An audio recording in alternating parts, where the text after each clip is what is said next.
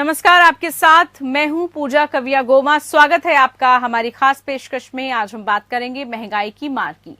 Corona काल में लोगों की आर्थिक हालत पहले से ही बदतर हो चुकी है और ऐसे में महंगाई की मार से आम आदमी हलकान है। आज महंगाई का डबल अटैक हुआ। अमूल दूध के दाम में 2 रुपए प्रति लीटर का इजाफा किया गया, तो इसका असर जब तक लोगों पर होता उससे पहले ही उन्हें एक और झटका लगा। गैस सिलेंडर के दाम को भी बढ़ा दिया गया है। दरअसल कमर्शियल गैस का सिलेंडर 105 रुपए महंगा कर दिया गया है। कमर्शियल सिलेंडर के दाम में बढ़ोतरी होने से होटल और रेस्टोरेंट चलाने वाले व्यवसायियों की जेब पर ज्यादा असर पड़ने वाला है। दाम में बढ़ोतरी के बाद अब 19 किलो वाला एलपीजी सिलेंडर आज से दिल्ली में 1907 रुपए की बजाय 2012 रुपए का मिलेगा। कोलकाता में अब 1947 रुपए की बजाय 2095 रुपए में मिलेगा, जबकि मुंबई में इसकी कीमत अब 1857 से बढ़कर 1963 रुपए पहुंच गई है। जाहिर है इससे रेस्टोरेंट होटल में खाना पीना महंगा हो सकता है। राहत भरी बात यह है कि घरेलू एलपीजी सिलेंडर की कीमत अभी भी स्थिर रखी गई है। इसमें 6 अक्टूबर 2021 के बाद से ना कोई कमी की गई है और ना ही किसी तरह की कोई बढ़ोतरी की गई है। हालांकि इस दौरान कच्चे तेल की कीमत में 102 रुपए डॉलर प्रति बैरल इजाफा हुआ है। ऐसे में संभावना व्यक्त की जा रही है कि आने वाले समय में, या यूं कहें कि 5 राज्यों में जारी विधानसभा चुनावों के परिणाम आने के बाद घरेलू सिलेंडर के दाम में भी बढ़ोतरी की जा सकती है। हाल ही में जारी रिपोर्ट पर नजर दौड़ाएं तो उम्मीद है कि दिवाली के बाद से सिर्फ पेट्रोल डीजल की कीमतों में भी 10 मार्च को चुनाव परिणाम आने के बाद तेजी से बढ़ोतरी की जा सकती है। वहीं रूस और यूक्रेन के बीच जारी युद्ध के चलते कच्चे तेल की कीमतें 8 साल के शिखर पर पहुंच चुकी हैं, लेकिन इसके विपरीत तेल कंपनियों ने पेट्रोल डीजल के दाम स्थिर रखे हुए हैं और इसका बड़ा कारण चुनाव है। और विशेषज्ञों की माने तो कंपनियों ने चुनाव परिणामों के बाद आम आदमी की जेब पर बोझ डालने की तैयारी भी कर ली है।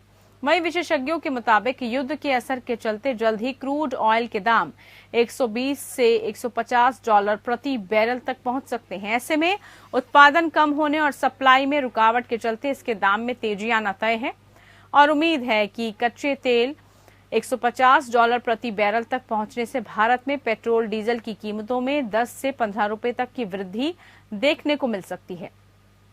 अगर रूस और यूक्रेन के बीच युद्ध लंबा खिंचता है तो महंगाई की और ज्यादा मार पड़ सकती है। देश में खाने के तेल का बड़े पैमाने पर यूक्रेन से आयात होता है। यूक्रेन सूरजमुखी के तेल का सबसे बड़ा उत्पादक है। भारत की बात करें तो यहाँ पिछले कुछ समय से खाने के तेल के दाम पहले से ही आसमान छू रहे हैं और युद्ध के चलते सप्लाई रुकी तो इसकी कीमतों में और आग लगनी तय है, इसकी भी संभावना व्यक्त की जा रही है। इसके अलावा रूस भारत को खाद देता है और युद्ध के हालातों के बीच इसके आयात में भी रुकावट आ सकती है। देश में पहले से ही यूरिया संकट है तो हालात और खराब होंगे। इस समस्या का सीधा असर किसानों पर पड़ेगा। विशेषज्ञों का ये भी कहना है कि रूस और यूक्रेन के बीच जारी जंग का असर हमें एसी और फ्रिज में भी महंगाई के रूप में देखने को मिल सकता है। दरअसल देश में खुदरा महंगाई पहले से ही उच्च स्तर पर बनी हुई है। ऐसे में क्रूड ऑयल की कीमतों में तेजी से इजाफा करने वाला साबित हो सकता है। केंद्रीय वित्त मंत्री निर्मला सीतारमण ने भी हाल ही में कहा है कि कच्चे तेल की बढ़ती कीमतें एक बड़ी चुनौती होने वाली हैं। दरअसल कच्चा तेल महंगा हुआ तो देश में पेट्रोल, डीजल और गैस पर पड़ने वाला है। पेट्रोल डीजल की कीमतें बढ़ने से माल ढुलाई पर खर्च बढ़ेगा और सब्जी, फल समेत रोजमर्रा के सामानों पर महंगाई बढ़ेगी, जो कि जनता की जेब पर सीधा असर डालेगी। सवाल है कि महंगाई से निजात कैसे मिले? क्या रूस यूक्रेन युद्ध से महंगाई बेकाबू हो सकती है? मौजूदा हालात को देखते हुए सरकार को क्या कदम उठाने की जरूरत है? आज इसी को लेकर विशेषज्ञों से उनकी राय भी जानेंगे और साथ ही इसी को लेकर आज चर्चा करेंगे।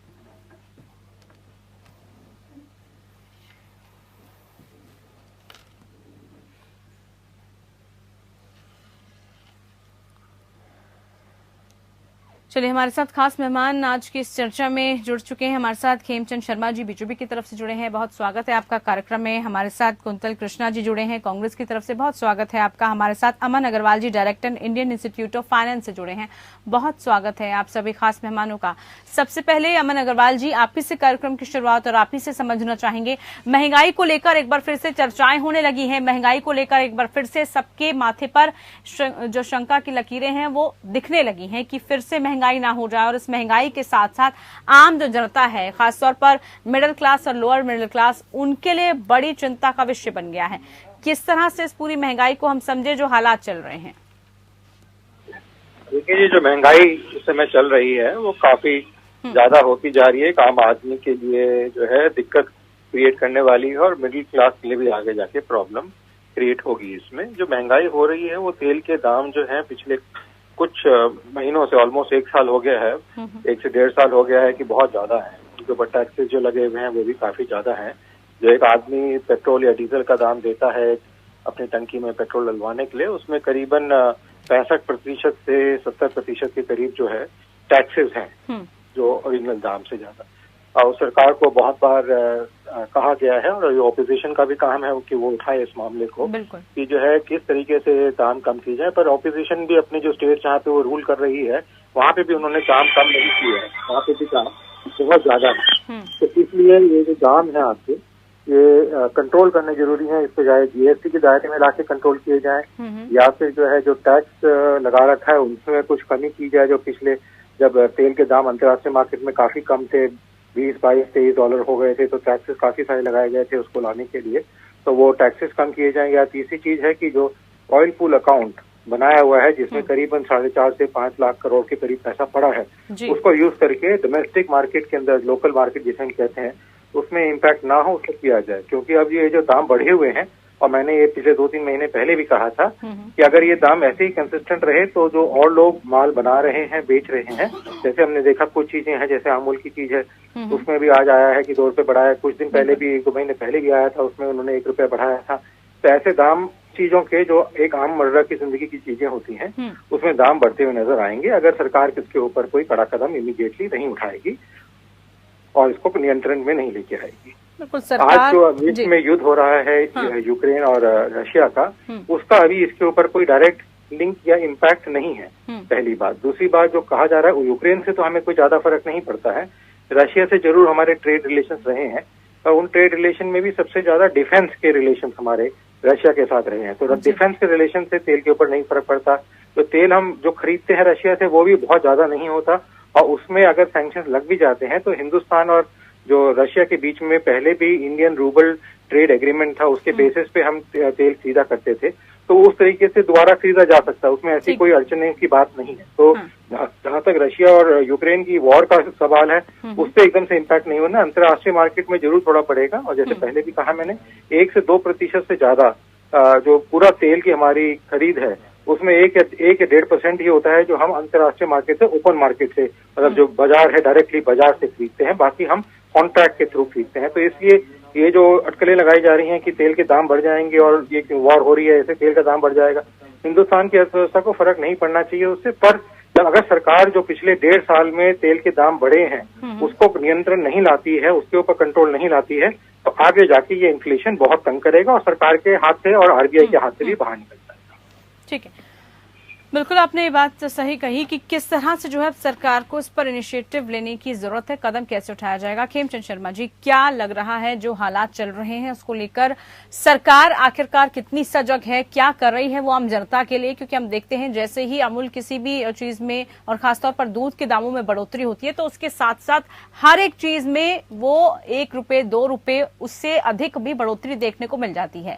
1-2 रुपए से ही आम जनता की जेब पर सीधा असर पड़ जाता है। क्या किया जा रहा है जनता की इस महंगाई की जो मार है उससे बचाने के लिए? सरकार ने क्या सोचा है, क्या रोड मैप तैयार किया है? देखिए, आप पिछले 7 साल का रिकॉर्ड देखेंगे मोदी सरकार का, जो महंगाई है वो कंट्रोल में रही है, 5% के आसपास रही है, ऑन एन एवरेज आप 7 साल का निकालेंगे। पिछले कुछ समय से अंतर्राष्ट्रीय एक रीजन की वजह से 1 साल से लगातार जो पेट्रोलियम के प्राइसेज हैं वो बढ़ते जा रहे हैं, और अभी रशिया और यूक्रेन का जो कॉन्फ्लिक्ट है उसकी वजह से भी जो एनर्जी के प्राइसेज हैं ऑल ओवर द वर्ल्ड, सिर्फ भारत में नहीं ऑल ओवर द वर्ल्ड बढ़े हैं, और उसकी वजह से हर जगह उनके प्राइसेज जो रिटेल प्राइसेज हैं वो भी बढ़ रहे हैं। भारत में हालांकि जो डीजल और पेट्रोल है अभी मैनेजेबल है, कंट्रोल में है, और पीछे केंद्र सरकार ने अपनी एक्साइज ड्यूटी को काफी कम करके जनता को राहत देने का काम किया, और भारतीय जनता पार्टी की स्टेट गवर्नमेंट ने भी अपना जो वैट है उसको कम करके जनता को राहत देने का काम किया।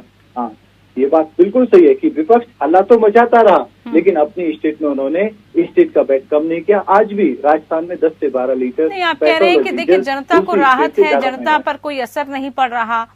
बड़ी मुश्किल से जो है कोविड के टाइम से, पेंडेमिक के दौर से हम देख रहे थे कि खासतौर पर जो होटल इंडस्ट्री है वो बहुत चरमरा गई है। अब फिर से जो है सिलेंडर के दाम बढ़ेंगे, लोग फिर से रेस्टोरेंट्स बाहर के खाने को अवॉइड करने लगेंगे बहुत मुश्किल से, क्योंकि सबसे ज्यादा इफेक्ट इस सेक्टर पर पड़ा है। अब फिर से अगर वही चीजें की जाएंगी तो फिर सीधी मार उन पर पड़ेगी। कैसी ये राहत मिल रही है जनता को, कैसे सोचे आम जनता की उसके लिए राहत भरी खबर है ये? बात को मानता हूँ, जो कॉमर्शियल सिलेंडर है उसके रेट बढ़े हैं, तो जो कॉमर्शियली मतलब जो रेस्टोरेंट में खाने का या फिर कहीं भी होटल में हम जो खाते हैं उस पर कहीं ना कहीं इम्पैक्ट पड़ेगा। लेकिन हमारे भारत में अधिकतर लोग अपने घर पे बना के या खुद बना के खाते हैं, और जो घरों की सप्लाई हो रही है गैस उसका कोई प्राइस नहीं बढ़ा है। लेकिन जो अंतर्राष्ट्रीय प्राइस बढ़ रहे हैं और यहाँ पे सरकार का सीधा सीधा इंटरवेंशन नहीं है और कंपनियां अपने हिसाब से रेट तय करती हैं, तो कहीं ना कहीं कुछ ना कुछ प्रभाव तो जरूर पड़ेगा। अगर लगातार रेट बढ़ते हैं तो थोड़ा बहुत कंज्यूमर पे भी इफेक्ट आएगा। सरकार इसे गंभीरता से देख रही है और जहां भी सरकार को इंटरवेंशन करने की जरूरत पड़ी तो जरूर करेगी। सरकार ने पिछले भी 1.5-2 महीने पहले इंटरवेंशन किया था, बड़ा इंटरवेंशन किया था, और डीजल और पेट्रोल दोनों के प्राइस को घटाया था। मेरे को पूरी उम्मीद है अगर ये प्राइस अंतर्राष्ट्रीय स्तर पे इसी तरीके से बढ़ते गए तो जो केंद्र सरकार है वो जरूर इंटरवेंशन करेगी और राहत देने का काम करेगी। ठीक है कुंतल कृष्णा जी, सरकार तो कह रही है कि हमारी तरफ से कोई महंगाई नहीं है, कंट्रोल में है सब कुछ, और क्या विपक्ष इस बात को पुरजोर तरीके से उठा पा रहा है कि आम जनता पर कितना महंगाई का असर पड़ रहा है, दामों के तले कुचल रही है जनता? कैसे विपक्ष इस मुद्दे को उठा रहा है? इतना बड़ा मुद्दा है ये।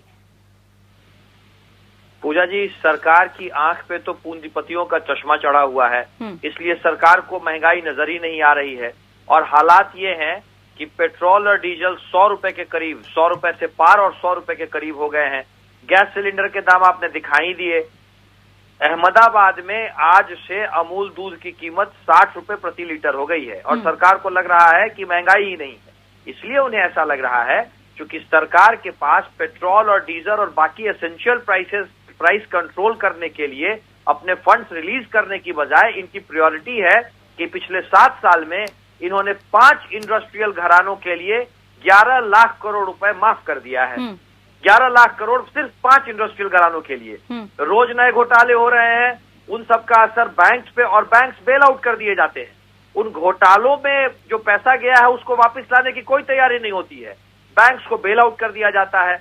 दूसरा, अभी जैसे हमारे एक्सपर्ट अमन अग्रवाल बता रहे थे, अभी ये बात कही जा रही है कि अंतर्राष्ट्रीय बाजार में कच्चे तेल की कीमत बढ़ गई है। वैसे अभी उतनी नहीं बढ़ी है। हम भारत जहां से जिन बाजारों से कच्चा तेल खरीदता है उन बाजारों पे कोई असर नहीं हुआ है। पर मेरे साथी को शायद पता नहीं है या बीजेपी जानबूझकर भी आंख बंद किए हुए है कि ऐसा भी वक्त आया था जब अंतर्राष्ट्रीय बाजार में कच्चे तेल की कीमत बिल्कुल नीचे थे।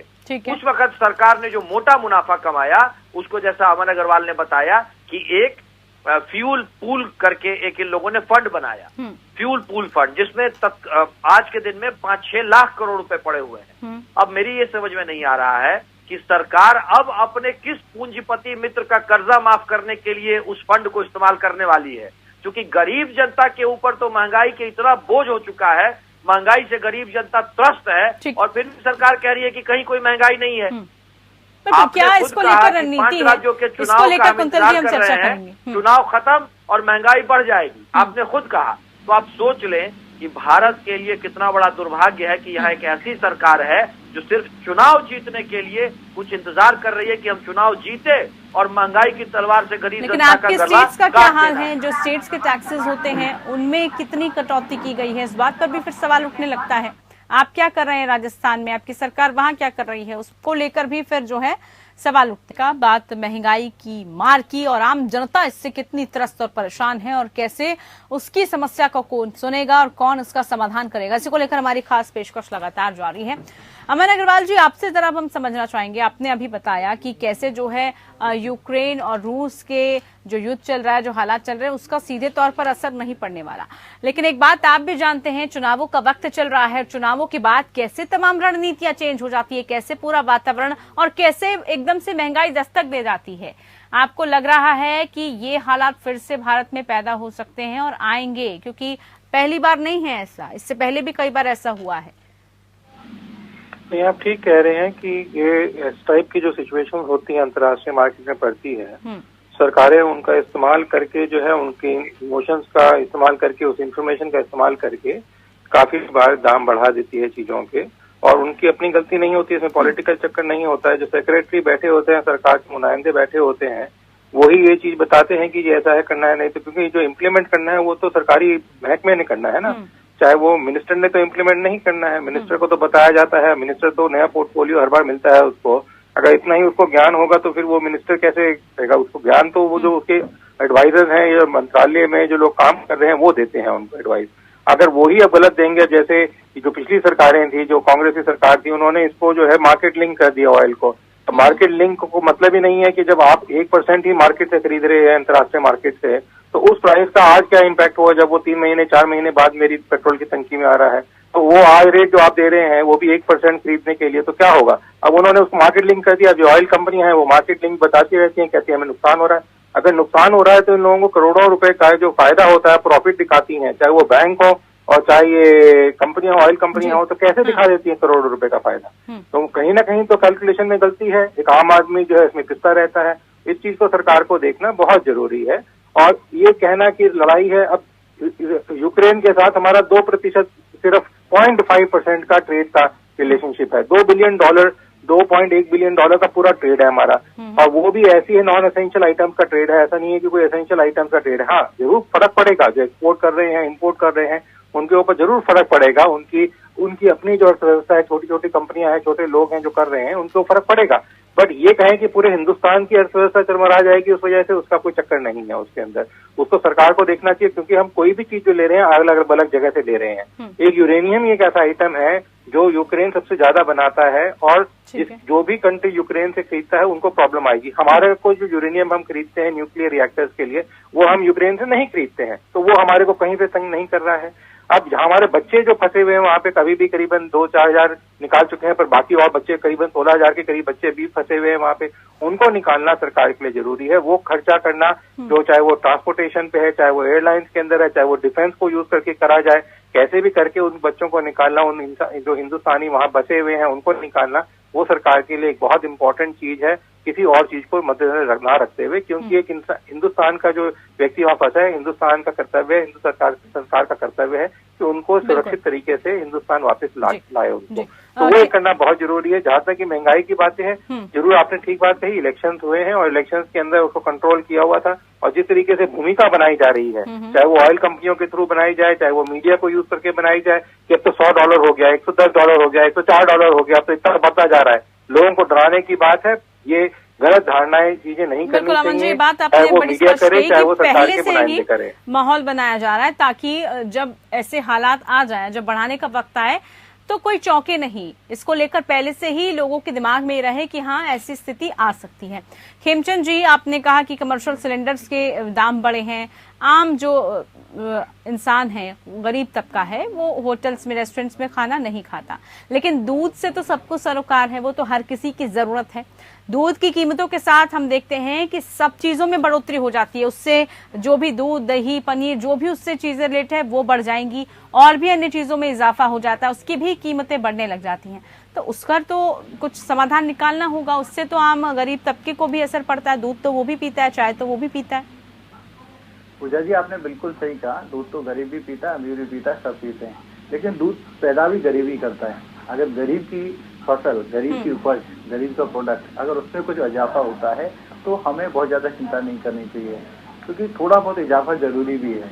आप देखेंगे 2 रुपए बढ़ा है, कितने समय के बाद बढ़ा है, तो किसानों को भी जो दूध वो उपज कर रहे हैं, जो दूध वो जो पैदा कर रहे हैं, तो उनको भी बेटर प्राइस मिलना चाहिए। और हाँ, ये नियंत्रण में होना चाहिए, ऐसा नहीं कि बार बार बढ़ जाए तो जो शहरों में रहने वाले या टाउन में रहने वाले गरीब हैं उन पर बुरा इफेक्ट पड़े, होना चाहिए। लेकिन जो ये एक मामूली बदलाव किया है उससे किसानों को फायदा होगा, क्योंकि किसानों की जो कॉस्ट बढ़ी है उसके हिसाब से मेरे को लगता है कि अमूल ने ऐसा परिवर्तन किया है। रही बात इंटरनेशनल लेवल पे जो प्राइस बढ़े हुए हैं वो बढ़े हुए हैं और उसका इफेक्ट भारत पे पड़ता है। भारत हैवी इंपोर्ट पेट्रोलियम का करता है, हम सभी जानते हैं, और इसमें कोई दो राय नहीं है।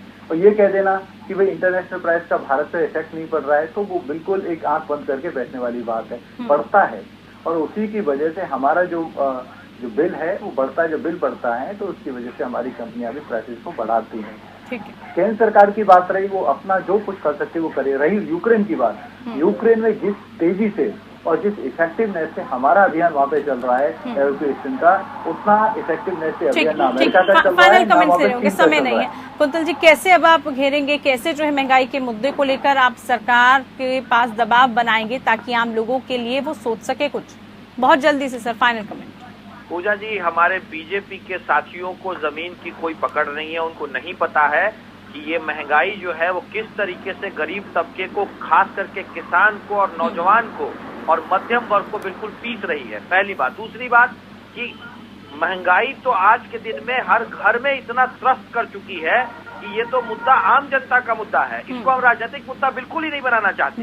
मैं हूँ, आप हूँ, कोई भी व्यक्ति हो, अमन अग्रवाल साहब कोई बिलियनर हो या कोई गरीब आदमी हो, हर आदमी जब अपना तेल भरवाने जाता है या कोई छोटी से छोटी चीज खरीदता है तो उसको इस महंगाई की तो सुई लगती ही लगती है। तीसरी बात, हमारे मित्रों को और हमारी सरकार को मैं याद दिला देना चाहता हूं कि अंतर्राष्ट्रीय मार्केट में जब कच्चे तेल के दाम 145 रुपए बैरल थे तो भी भारत में 65 रुपए लीटर तेल बिकता था। आपको मित्र पता है 1.5 लाख करोड़। समय का अभाव है मेरे पास, समय नहीं है। बहुत शुक्रिया आप खास मेहमानों का इस चर्चा में शामिल होने के लिए। आप जुड़े हमारे साथ। तो महंगाई की मार से आम जनता इस वक्त त्रस्त है।